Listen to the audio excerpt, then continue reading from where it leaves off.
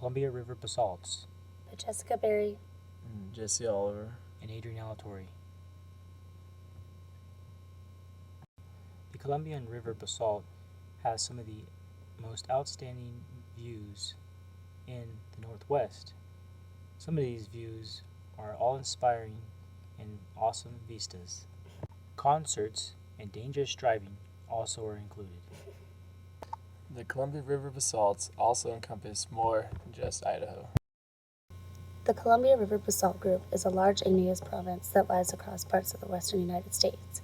It is found in the states of Washington, Oregon, Idaho, Nevada, and California. During late Miocene and early Paleocene epochs, one of the largest flood basalts ever to appear on the Earth's surface engulfed about 63,000 miles of the Pacific Northwest, forming a large igneous province with an estimated volume of about 74,300 kilometers squared, the most vigorous eruption from 17 to 14 million years ago. The Columbia River Basalt is a series of lava flows or lava basalt ranging in thickness from 5 to 45 meters with a total thickness of about 300 meters. Thin baked soil separates the individual flows. Prior to the deposition of younger formations of the top of the Columbia River Basalt, the Columbia River Basalt was gently folded and faulted that resulted in the topographical highs and lows. The 5 main episodes of volcanism occurred in western Idaho, southern Washington, and northern Oregon. The fronts of the lava flows were believed to be 5 stories high as they flowed from eruption center at speeds up to 3 miles per hour. The basalts were erupted from long fissures in the ground and not from volcanic cones. The most characteristic feature of the Columbia River flood basalt province is the similarity of individual lava flows. Most flows consist of colonnade base, the entablature, the middle, and the vesicular and scorious top. Colonnade is caused by slow cooling of lava, extrusive. Entablature is the result of cooling caused by fresh lava being covered by water. The flood basalts probably dammed rivers. When the rivers returned, the water seeped down the cracks in the cooling lava and caused the rippling cooling from the surface downward. The division of the colonnade and entablature is the result of slow cooling from the base upward and rapid cooling from the top downward.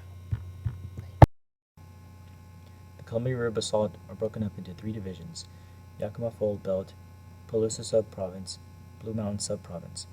Yakima Fold Belt covers 14 square kilometers of the western Columbia Basin. It formed 10.5 million years ago by north-south compression. Narrow bridges formed by anticlines and broad valleys formed by synclines. The anticlines in the southern half of the fold province have north 50-degree and east trend. The wavelength of the fold range from 3 kilometers to 20 kilometers, and the structural relief in the fold is less than 600 meters but varies.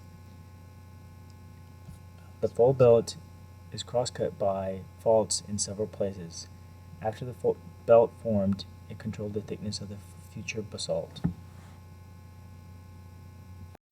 In portions of Washington, Oregon, and Idaho, the Columbia River Basalt Group hosts a regional aquifer system that is primarily, and in many cases, the only water supply for numerous communities, small water systems, individual homes, industries, and agriculture. Aquifer horizons within the Columbia River Basalt generally are associated with intraflow structures at the top and bottom sheet flows.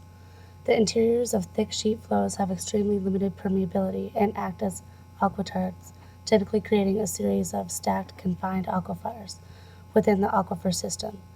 As surface water restrictions multiply, a rising population demands more water. Aquifers play an increasing role in meeting these needs. The drainage patterns of the Columbia River basalts were completely changed because of the volcanic eruptions. Smaller rivers could not cut through the basalt and became dammed up by the basalt, forming lakes and ponds. Larger rivers also could not cut through the basalts, but instead were rerouted to travel alongside the edge of the basalt flows.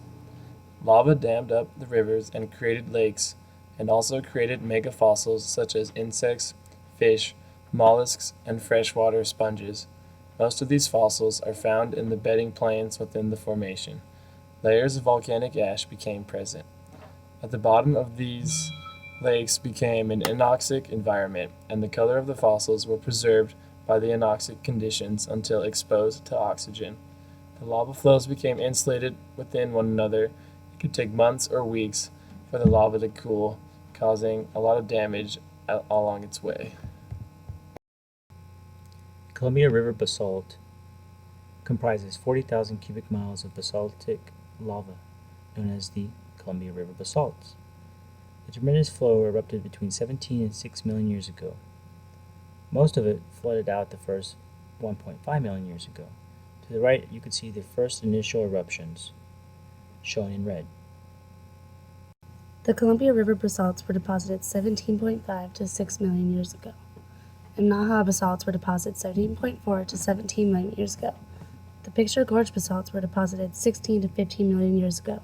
The Grande Ronde basalts were deposited 16.5 to 15.6 million years ago.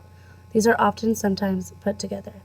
The Wampum basalts were deposited 15.6 to 14 million years ago, while the Saddle Mountain basalts were deposited 13 to 6 million years ago. The Picture Gorge basalts are also considered to be a part of the Grande Ronde basalt. It is not extensive in Idaho and is mostly covered by the more recent flows. Some geologists believe that the Picture Gorge basalt was in place during the same time as the Grande Ronde basalt, leading them to believe that the Picture Gorge basalt may have originated from a different source than the overlying Grande Ronde basalt. Saddle Mountain Basalt. The most recent event in the formation of the Columbia River Basalt was the deposition of the Saddle Mountain Basalt. The basalt flooded areas where subsidence was occurring due to the weight of the Grande Ronde basalt, accounting for less than 1% of the total volume of the basalt, and occurred as a very thin layer of basalt, more silicate-rich in the Wampum basalt, and more deformed due to compression and extension events as the basalts cooled. The Grande Ronde flows originated in southeast Washington and northeast Oregon. Accounting for approximately 90% of all the basalt in the Columbia River basalts, it is characterized by a number of dikes called the Chief Joseph Dike Swarm.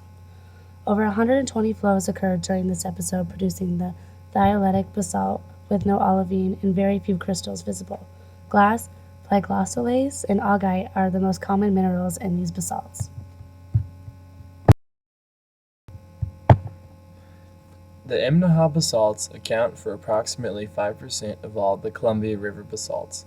This type of basalt is characterized by visible grains of green olivine and greenish-white plagioclase. The Wampum flows. This area includes a large majority in Washington and within the Oregon border. It accounts for approximately 5% of the total volume of Columbia River basalts. The appearance varies. Some contain large prisms of pale green plagioclase, as well as crystals of glassy olivine, while others contain no olivine and only the green plagioclase. Here we have a graph. On the left side we show the cumulative percent, and on the bottom side we have the age in millions of years. As you can see, the eruptions are at different increments, and the first one being comprised slightly under 10%, and the Saddle Mountains comprised of over 80%. Using relative dating, superposition, we see the first layer is Amnaha, followed with the Grande Ronde. Furthermore, Wampum follows, and then a slight thin layer, the Saddle Mountains. Superpositioning is very important. Here we have a geological timescale review, and as you can see, first comes eons, followed by eras. Next we have the period and subperiod, epochs, and last, the ages. We will focus on the Miocene epoch, and let's take a closer look. Here we have a timeline of the entire Columbia River basalts. As you can see, the Amnaha basalt that lies in Idaho lies early in the period and was the initial eruption of the Columbian basalts. Here we have igneous rock elements. We have 3 samples, and according The samples, sample 1 is the Grande Ronde Basalt. Sample 2 is the Wanapum. And sample 3 is the Saddle Mountains. In conclusion, the Miocene layer is at the very top, north of and south of the Snake River. You can see Idaho is very old and very diverse.